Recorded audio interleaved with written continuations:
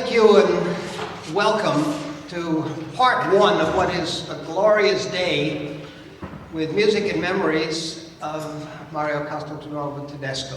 This, of course, the centennial. On the far end, André Previn, whom we know and love as a composer, as a conductor, as a pianist.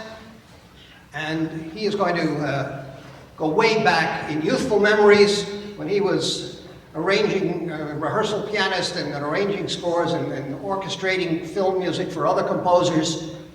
André, you studied with Mario for several years. 4 or 5 years. Again, what was he like to work with? What sort of a person was he? What kind of a teacher was he? Well, first of all, there was, as far as I could tell, he was the only breathing encyclopedia around. I mean, there was nothing he didn't know. Even the stuff that he did not believe in, he knew a great deal about, because I remember asking him once to explain just on the very surface the points of the problems consisting to the 12-tone system, which was anathema to him. But he knew all about it, and we spent a few months going through that. He was wonderfully encouraging and always extremely gentle in his criticism. I mean, I had studied before with a man called Joseph Achron, and I remember very well that he had asked me once when I was about, I don't know, 12 or something, to write a four-voice fugue, and I worked like a dog, and I brought it in, and he looked at it, and he looked all the way through it, and he said, "I can't find any mistakes, I'll look again." He looked at it. Anyway, on the third time through, he said, hidden octaves, tore the whole thing up, and said, "Do another one." I've never forgotten it, I've never forgiven it either. But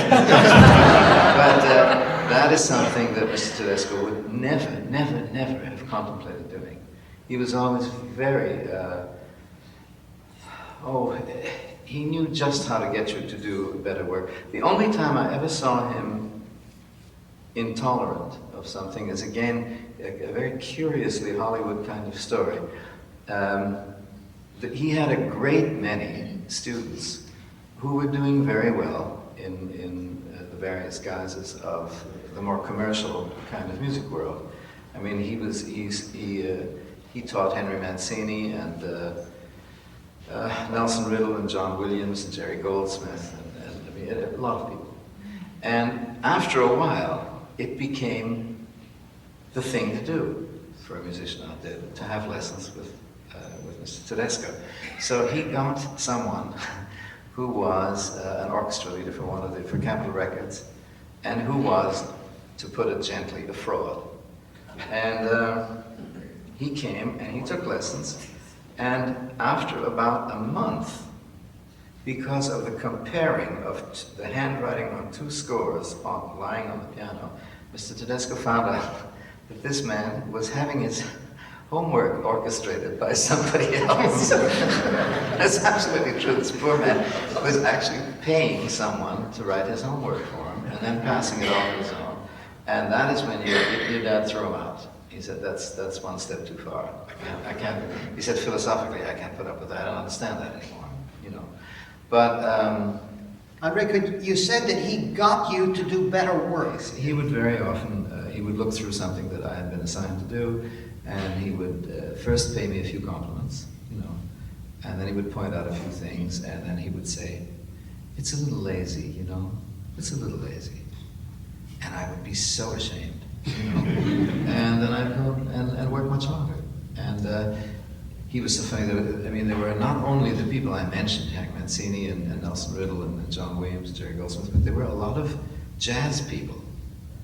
Who can you name some of those people? Shorty Rogers is the name that comes. Yeah, Shorty Rogers, and I think Pete Rugolo studied with him. Yeah. Some, you know, and Nelson, as I say, and there was a meeting there was something then called the Screen Composers Association, and we had an annual dinner, and we gave him some kind of award, Mr. Tedesco, and in his little acceptance speech, this was, mind you, this was back in the 50s when the term had more meaning than it will to you now.